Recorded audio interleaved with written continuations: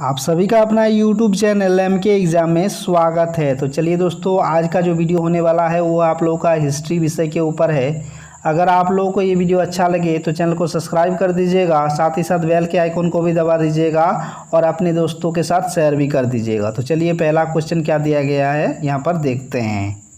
यहाँ जो पहला क्वेश्चन दिया गया है वो इस प्रकार है, देख सकते हैं कि मेजी पुनर्स्थापना से पहले कि वे अहम घटनाओं क्या थी जिन्होंने जापान की तीव्र आधुनिकीकरण को संभव किया। ठीक है, यहाँ पर जो क्वेश्चन है वो है मेजी पुनर्स्थापना से पहले की वह अहम घटना क्या थी जिन्होंने जापान की तीव्र आधुनिकीकरण को संभव किया। तो इसका जो आंसर होगा इस प्रकार लिखिएगा कि मेजी पुनर्स्थापना से पहले की घटना जिन्होंने जापान की तीव्र आधुनिकीकरण को संभव किया वह इस प्रकार है, देख सकते हैं। 16वीं शताब्दी तक जापान में किसान भी हथियार रखते थे, जिससे अराजकता का वातावरण उत्पन्न हो जाता था।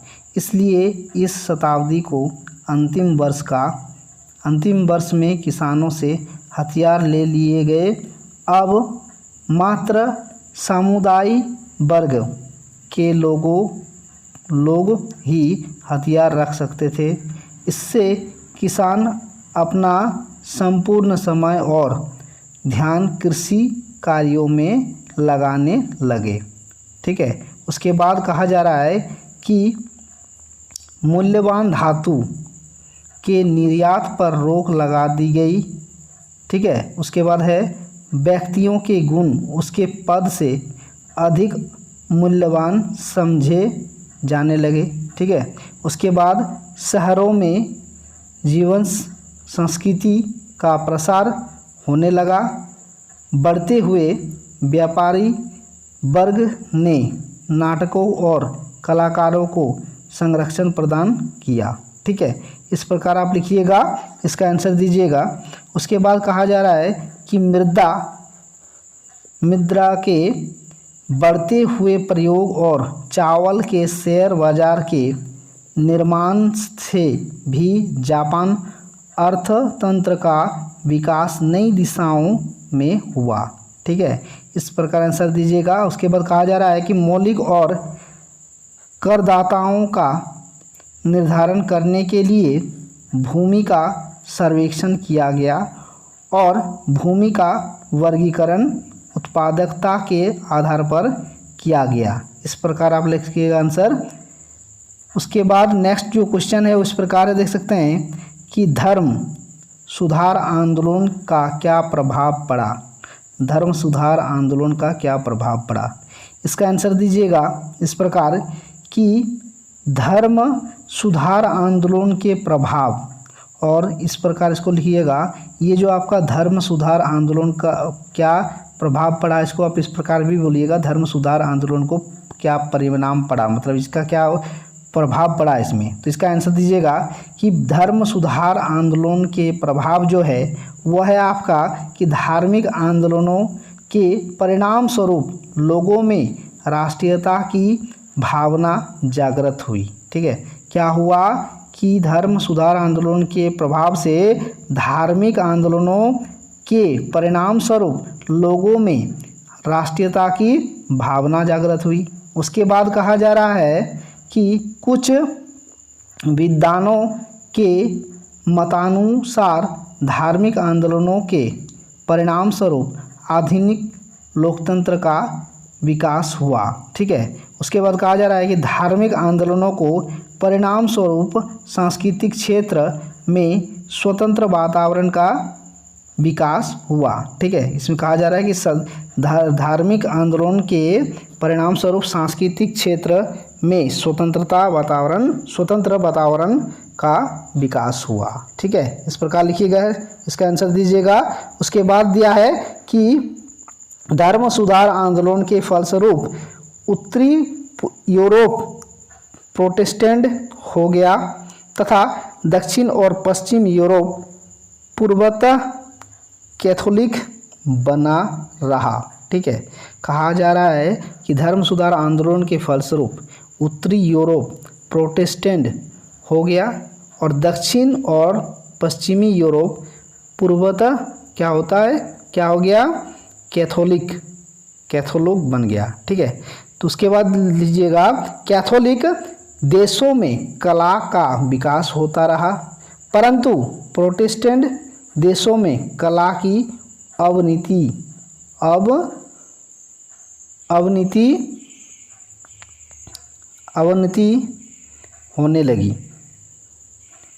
होने लगी। उसके बाद कहा जा रहा है कि कैथोलिक देशों ने चुड़ैल विद्या का परित्याग किया, वहीं दूसरी ओर दुर्भाग्य से प्रोटेस्टेंट देशों में चुड़ैल विद्या के प्रति आस्था बढ़ने लगी।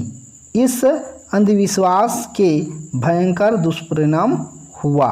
ठीक है। उसके बाद कहा जा रहा है कि धर्म सुधारक आंदोलन ने यूरोप में नई चेतना को जन्म दिया, जिसके फलस्वरूप यूरोप ने मध्य युग से आधुनिक युग की ओर कदम बढ़ाया। ठीक है। कहा जा रहा है कि धर्म सुधार आंदोलन ने यूरोप के एक नई चेतना को जन्म दिया। ठीक है। जिसके फलस्वरूप यूरोप ने मध्य युग से आधुनिक युग की ओर कदम रखा। ठीक है। इसका जो नोट है आप इस प्रकार लिखिएगा, देखिए कि कैथोलिक धर्म में सुधार, दूसरा नंबर प्रोटेस्टेंट धर्म का उदय, उसके बाद इंग्लैंड का विकास, उसके बाद शासक वर्ग की शक्ति का वृद्धि। ये नोट में आप लोग इसको लिख लीजिएगा। ठीक है। तो इस प्रकार और दिया गया है, देख सकते हैं कि पोप की शक्ति का पतन, राजकीय संपत्ति का शक्ति में वृद्धि और गिरजाघरों में व्याप्त बुराइयों को दूर करने का प्रयास। इस प्रकार आप 6 नंबर का आंसर दे दीजिएगा। नेक्स्ट आप देख सकते हैं 7 नंबर में क्या दिया गया है कि ऐसे कौन से कारण थे जिनसे 15वीं शताब्दी में यूरोपीय नौचालन को सहायता मिली।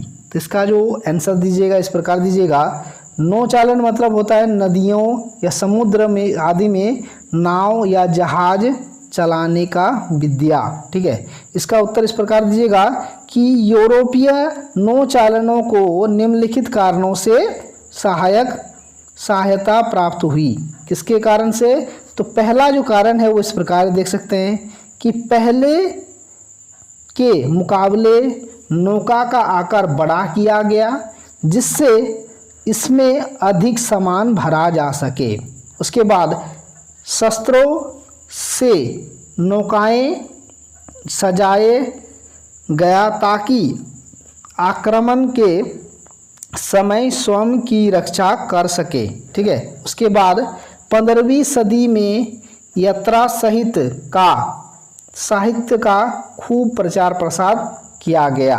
उसके बाद जो है विश्व की रचना पर जानकारी प्राप्त होने लगी और भूगोल विषय उन्नति पर थी।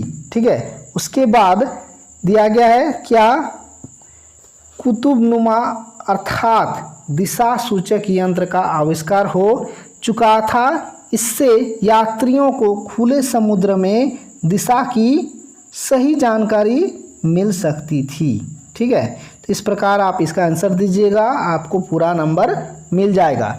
नेक्स्ट क्वेश्चन आप देख सकते हैं, यहाँ पर क्या दिया गया है कि दक्षिण अमेरिका की खोज ने यूरोपीय उपनिवेशवाद के विकास को जन्म दिया, कैसे? तो इसका आंसर दीजिएगा इस प्रकार कि दक्षिण अमेरिका की खोज द्वारा यूरोपीय उपनिवेशवाद का विकास हुआ। पहला नंबर इसका आंसर जो है वह अटलांटिक महासागर के किनारे किनारे स्थित ऐसे अनेक देश थे, विदेश रूप से इंग्लैंड, फ्रांस, बेल्जियम और हॉलैंड, जिन्होंने इन खोजों का लाभ उठाया और अनेक उपनिवेश स्थापित किए। ठीक है। उसके बाद कहा जा रहा है इन देशों के सौदागर ने संयुक्त पूंजी कंपनियां बनाई और अपने बड़े बड़े व्यापारिक अभियान चलाए। उसके बाद यूरोप में अमेरिकी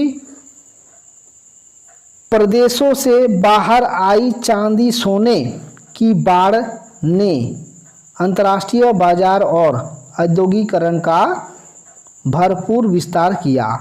उसके बाद कहा जा रहा है कि यूरोप वासियों को नई दुनिया में पैदा होने वाली नई नई वस्तुओं तथा तंबाकू, आलू, गन्ने की चीनी, ककाओ और रबड़ आदि का ज्ञान हुआ, जिसको वह उत्पत्ति निवेशों से प्राप्त करने का प्रयास करने लगा। तो इस प्रकार आप इसका आंसर दे दीजिएगा। ठीक है, तो यही था आपका मेन इम्पॉर्टेंट क्वेश्चन जो आप लोगों के परीक्षा में आ सकते हैं। तो आप लोग इसको अच्छा से पढ़ लीजिएगा, और अगर आप लोगों को वीडियो अच्छा लगे तो चैनल को सब्सक्राइब कर दीजिएगा और लाइक कर दीजिएगा, दोस्तों के साथ शेयर कर दीजिएगा। तो चलिए नेक्स्ट वीडियो में फिर मिलते हैं। धन्यवाद। जय हिंद, जय भारत।